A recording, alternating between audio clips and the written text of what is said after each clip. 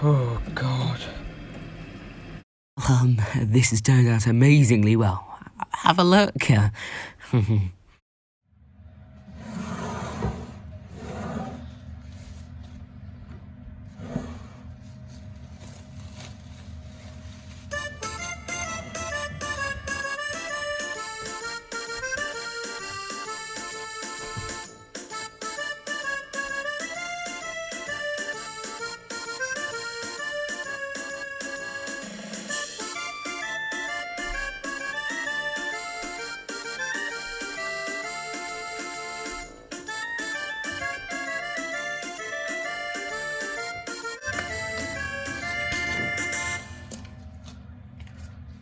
Now, as you can see, we didn't rise very well.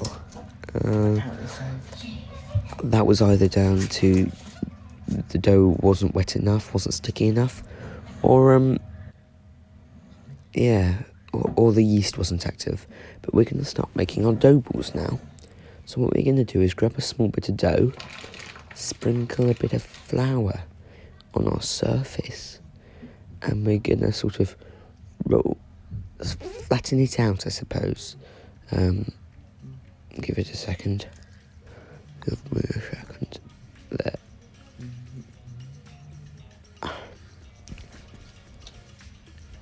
Yeah, hurry up, Charlie. Just get to it. Oh, I think I'm trying to make it into a ball first, so it's a bit neater on the top. Didn't work. So then what you start doing is pulling the sides in like so. Into the middle, a bit like a dumpling, I suppose. And you just sort of keep doing it until it's a nice tight little ball. This one doesn't seem to be going amazingly well because I've got these gloves on. But there you go, that's a dough ball. Or what a dough ball could be. And now I'm going to make another.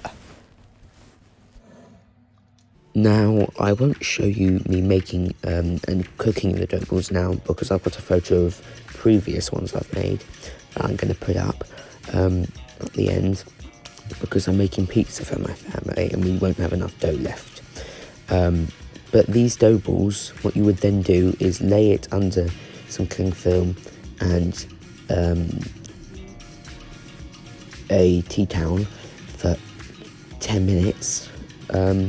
Before then sticking them in the oven until they go nice and brown at about 180, I'd say, fan oven Celsius. Now we're going to make our pizza.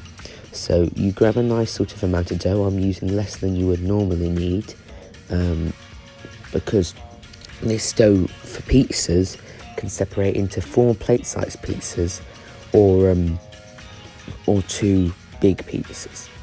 Now you sort of make it into a nice ball and then flatten it and use your fingers to start opening it up a bit. And I'm working on the edges quite a bit.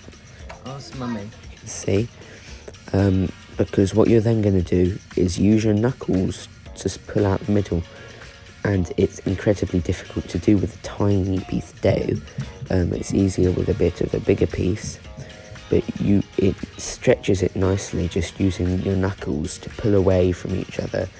Thing is, sometimes it stretches it too well, and you get really thick crusts and a huge hole in the centre. So you've got to really stretch around the edges as well. There you go.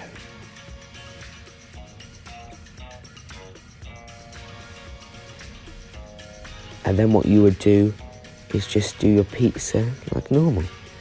Now let's have a look at how you make our tomato sauce.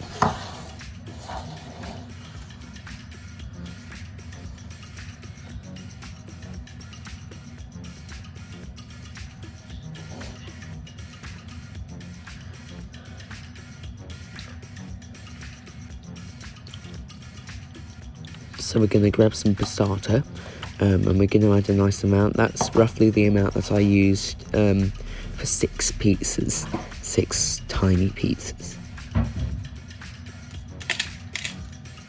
Now we want some black pepper, a couple of watsits of black pepper, A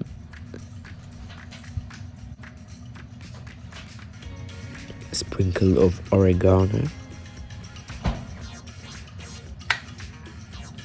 and a tiny squirt of tomato sauce, not too much, otherwise it will become far too rich. Sweet rather. Then we give it a stir, and that, my friends, is ready to use.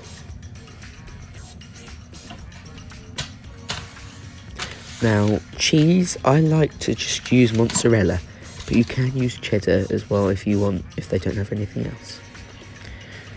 Once you've done your pizza, I recommend topping it on the tray, stick it in the oven until it goes nice and golden brown. There's your pizzas. Ooh, those are what the dough balls will end up looking like.